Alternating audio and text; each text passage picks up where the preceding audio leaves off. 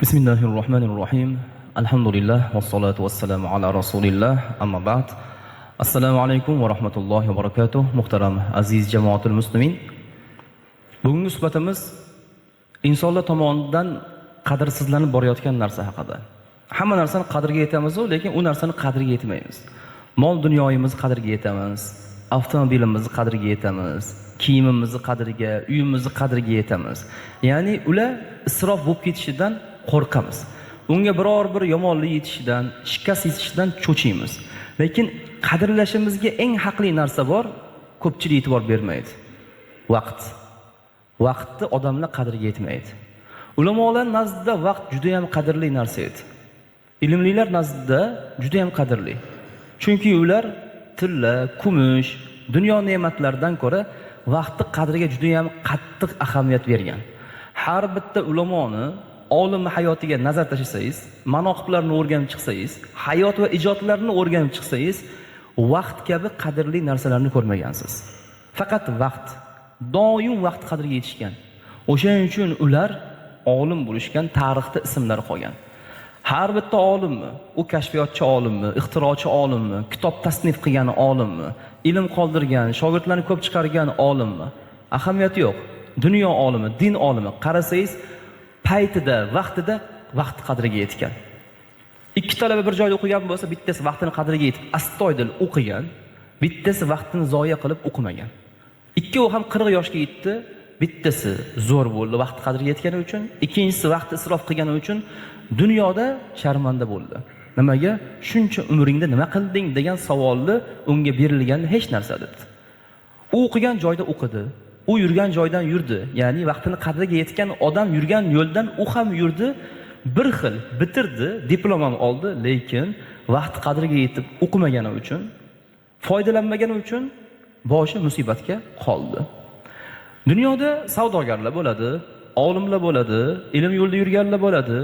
Hammamiz deyarli vaqt qadriga yetmas ekanmiz, taqsimotimizni zo'r qilmas ekanmiz, yutqazuvda bo'lamiz. Vaqt hamma narsadan afzal turadi. Imom Shofiy rahmatullohi alayhining so'zlari bilan so'zimizni davom ettiraveramiz. Al-vaqt kas-sayf, fa in lam taqta'hu faqad qata'aka. Vaqt bu qilichga o'xshaydi dedilar. Agar sen uni yaxshi holatda o'zingga bo'ysundirmasang, seni kesib tashlaydi. Chop bo'laklarga bo'lib tashlaydi. Vaqtni qilichga o'xshatyaptilar. Insonning vaqti haqiqatda qilich. Yo uni bo'ysundiradi o'ziga, yoki bo'lmasa vaqt uni bo'laklarga bo'lib tashlaydi. Hayotini mazmunini sochib tashlaydi. Mazmunsiz hayotda yashaydi. Ko'p insonlar nimaga mazmunsiz hayot qoldi hozir? Nimaga deysiz? Vaqtida vaqt qadriga yetmagan. Vaqtida o'qimagan. Vaqtida savdoni o'rganmagan. Vaqtida hunarni o'rganmagan. Vaqtida o'zini o'zi bandlashtirmagan. 50 yoshda ham bekorchi bo'lib yuribdi. 40 yoshda ham bekorchi. Ayrim insonlar, Alloh rahim qilganlari, ilmda yurganlari, hunarda yurganlari, mayli ozgina daromadi bo'lsa ham hunarni o'rganib, o'zini o'zi band qilib olganlari, inshaalloh karim yaxshi yo'l topib ketgan. Kuniga o'zini ishi bor, vazifasi bor.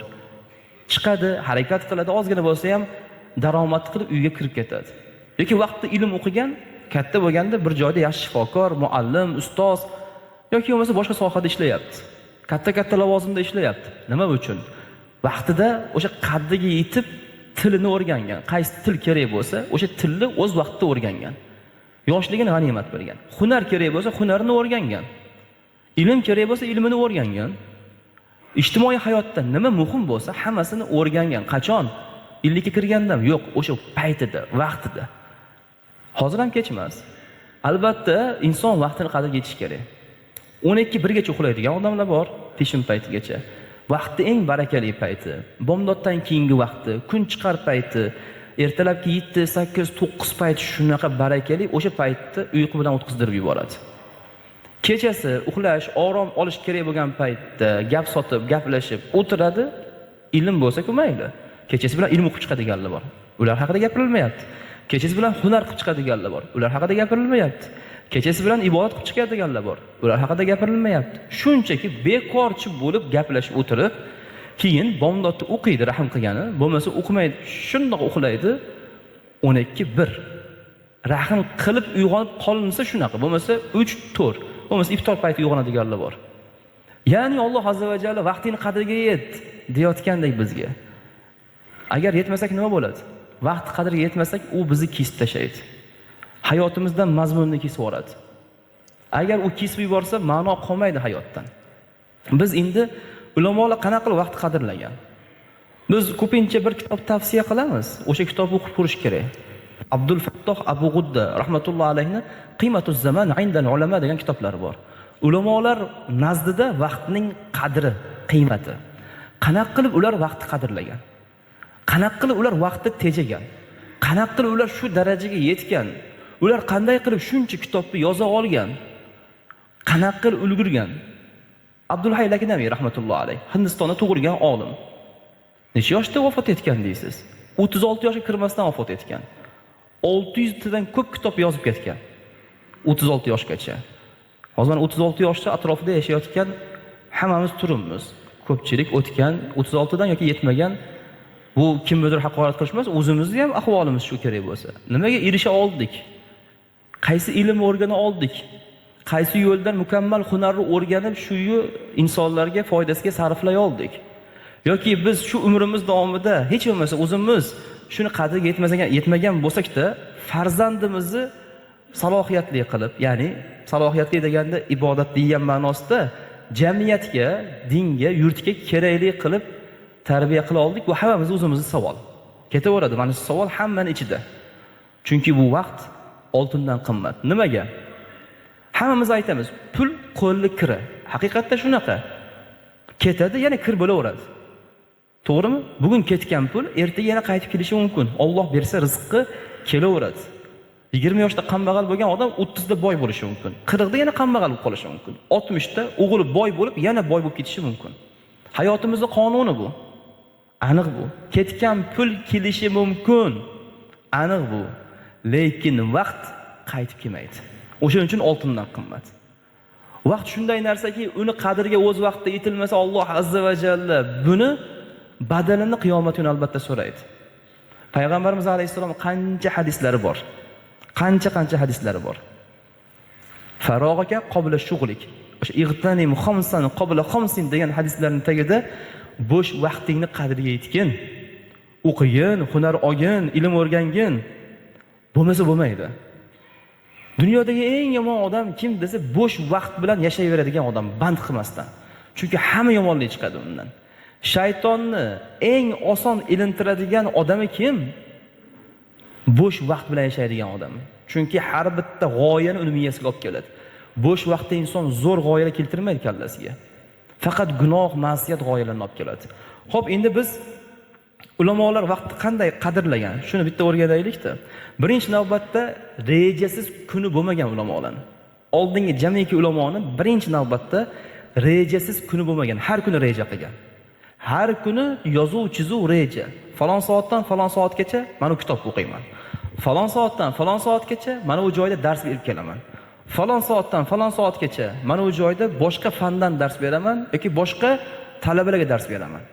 Keyin mana bu kitobni o'qiyman. O'zimga alohida vaqt ajrataman, oilam bilan ajrataman vaqtimni. Keyin bu paytda ovqatlanaman. Mana bu paytda dam olaman. Shunaqa oddiy qilib aytganda rejimi bo'lgan, intizomi bo'lgan, tizimi bo'lgan. Hozir hamma aql o'rgatadigan aqlli insonlarning gapi tizimingiz bo'lsin, rejangiz bo'lsin, intizomingiz bo'lsin. Nima bo'ladi shunda? Pul topasiz. Pul topish xohlasangiz ham vaqt qadriga yeting deyapti.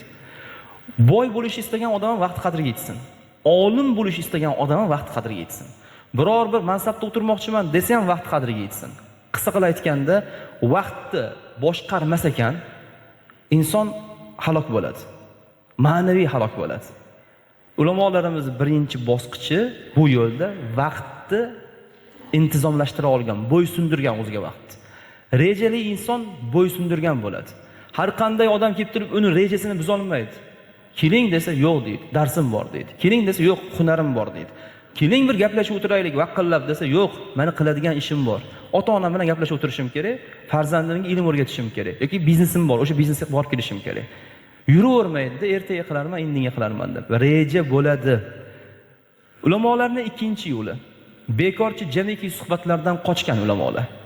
Qanaqa bekorchi gaplashib o'tirishlar bo'lsa, hammasini eshigini yopgan. Hozir bizga shu bekorchi suhbatlar qiziq bo'lib qoldi. Ilmiy darslarning qadriga yetmaydi odamlar. ilmiy silsilaviy suhbatlarning qadriga yetmaydi. Cho'pchaklar, ertaklar gapiriladigan joylarda maza qilib o'tiradi, rohatlanib o'tiradi. Tartib, intizomli joyda ham o'tira olmaydi va bekorchi bo'lmagan so'zlarni gaplashib o'tiriladi desa, unda ham toqat qilmaydi. G'iybat bo'lgan joyda rohatlanadigan odamlar bor. Birovlarni aybini ochiladigan joyda rohatlanadigan odamlar bor. Ulamolar qanday bu darajaga chiqdi? Imom Buxoriy rahmatullohi alayh qanaqa qilib Imom Buxoriy bo'ldi? O'z-o'zidanmi? Bu misol xolos bitta o'zlaridan. Hozir sana desangiz minglagan ulamolarni sanaymiz. Hammasini taniysizlar. Hammalari bekorchi suhbatdan uzoqlashishgan. Ilm, hunar, taqvo, ibodat. Ilm, hunar, taqvo, ibodat. Din dunyoviy ilm ahamiyati yo'q. Dunyoviy ilm bo'lsa ham reja, diniy ilm bo'lsa ham reja, hunar bo'lsa ham reja. Nimaga? O'zini o'zi bandlashtirmasa inson gunoh, ma'siyatga shayton uni tortib ketadi. Aniq bu. Hammamiz insonmiz. Fitratimiz deyarli bir xil. Kimga nima yoqsa, u nargi insonga ham o'sha narsa yoqadi. O'yin o'ynash ko'pchilikka yoqadi. Gaplashib o'tirish ko'pchilikka yoqadi. Ilm olish ko'pchilikka yoqmaydi. O'sha yoqmagan ish qilgan ulamolar. Ilm olgan, bekorchi suhbatlardan uzoqlashgan. Mo'minlarning sifati haqida Alloh Mo'minun surasida nima dedi? 3-oyatda. Vallazina hum anil lagwi mu'ridun. Ular shunday mo'minki, jannatiy mo'minlar, bekorchi narsadan yuz o'girgan mo'minlar. U bekorchi narsadan yuz o'girish nafaqat dunyoda foyda akalar, nafaqat pul olib keladi bekorchi narsadan yuz o'girish, nafaqat ilm olib keladi, jannatiy ham qiladi insonni. Mana Alloh aytayapti. Alloh vaqt qadriga yet deyapti. Bekorchi narsadan uzoqlash, yop pardani. 3-si, har soniyasini nimadir bilan o'tkazgan.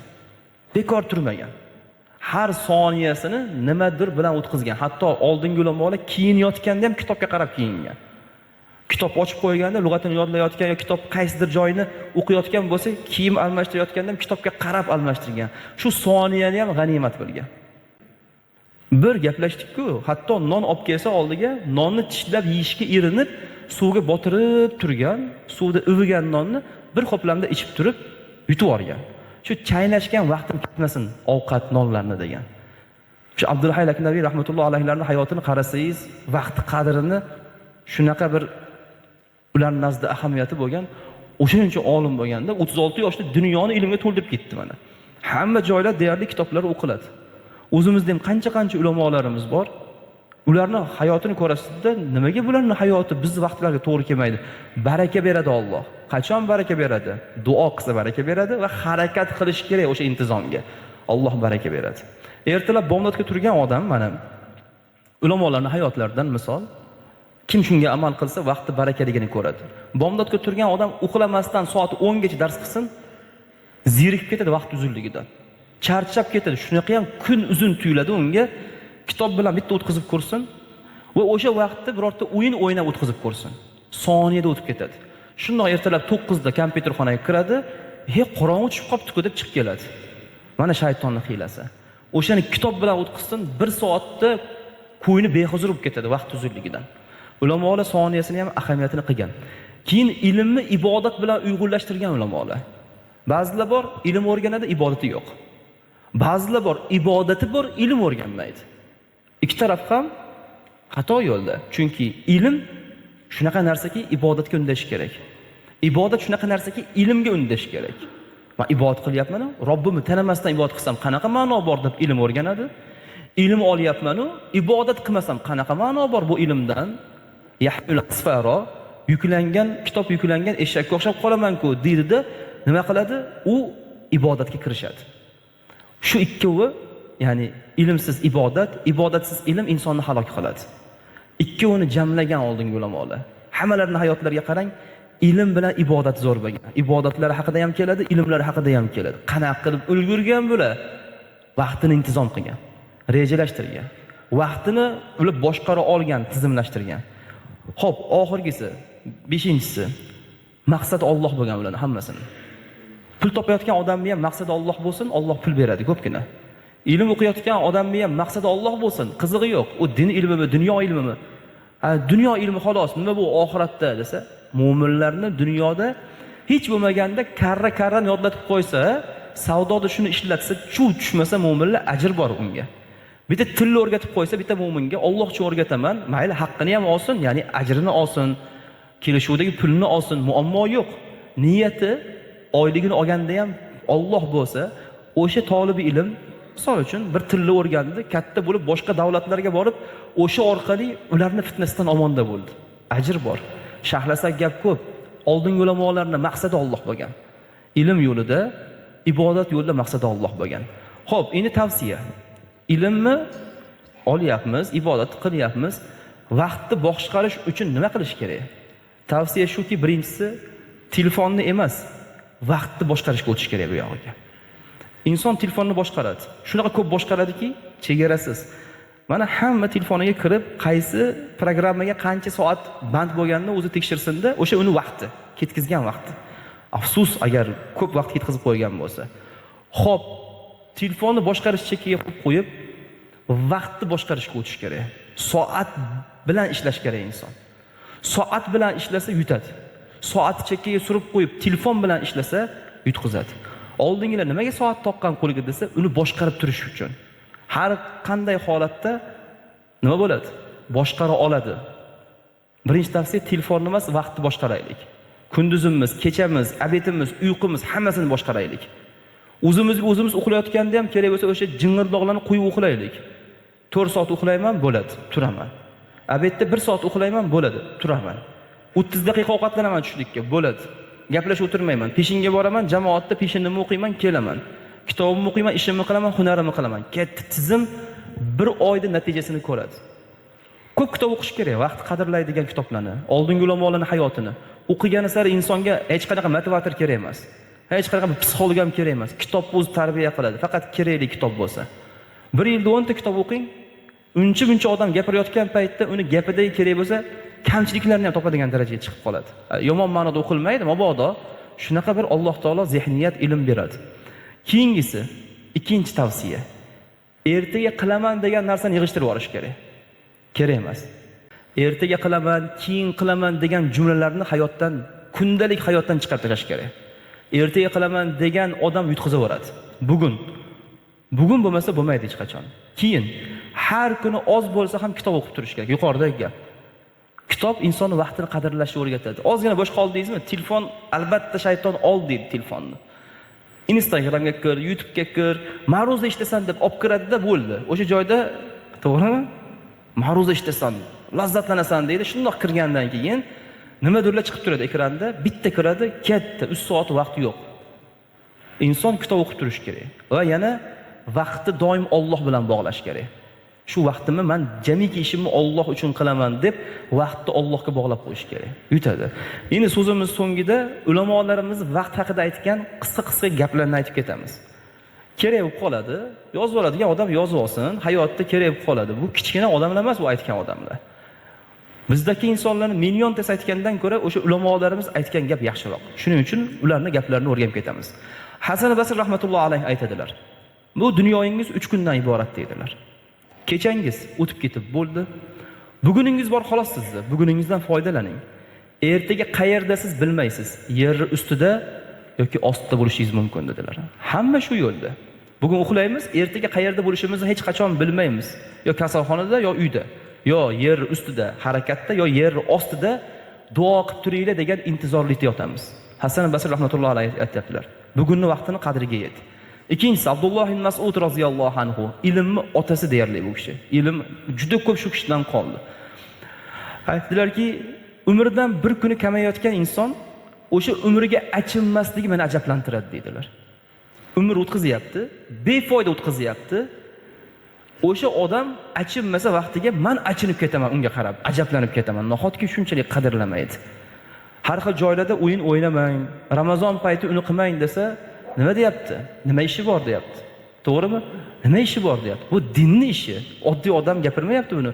Ustozlar Abdulloh ibn Mas'ud roziyallohu anhu ga gapiryapti. Vaqtingni o'tkazyapsanmi? Bilganingni qil, lekin senga achinaman deyaptilar.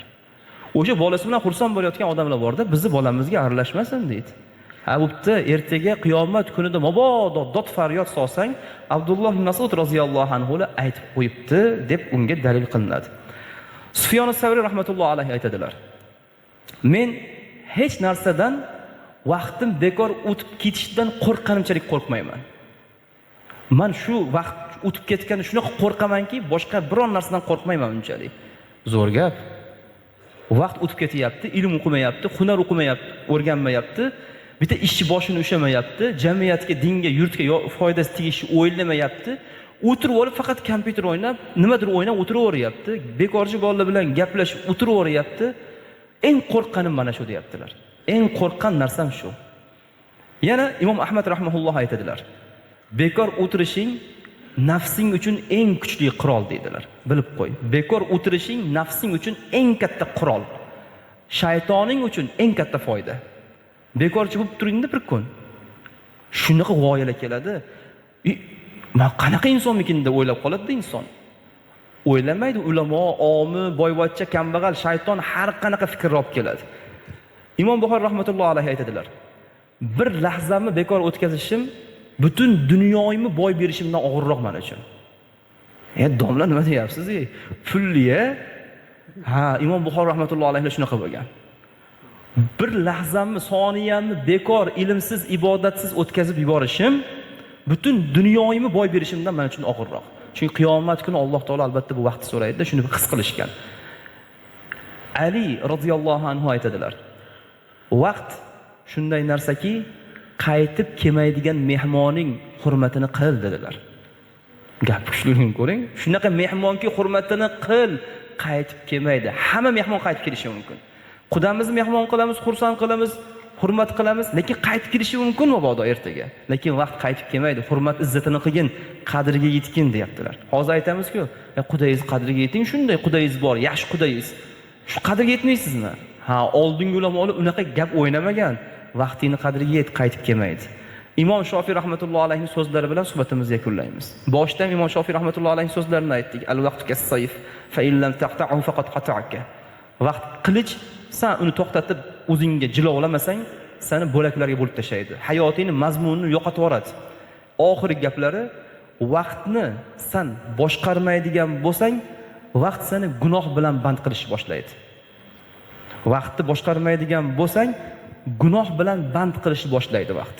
Shunaqa yomon narsa. Yo foydaga, yo zararga hujjat bo'ladi. Alloh vaqtlarimizni qadriga yetishimizni nasib aylasin. Subhanakallohumma bihamdik, ashhadu an la ilaha illa ant, astag'firuka va atubu ilayk.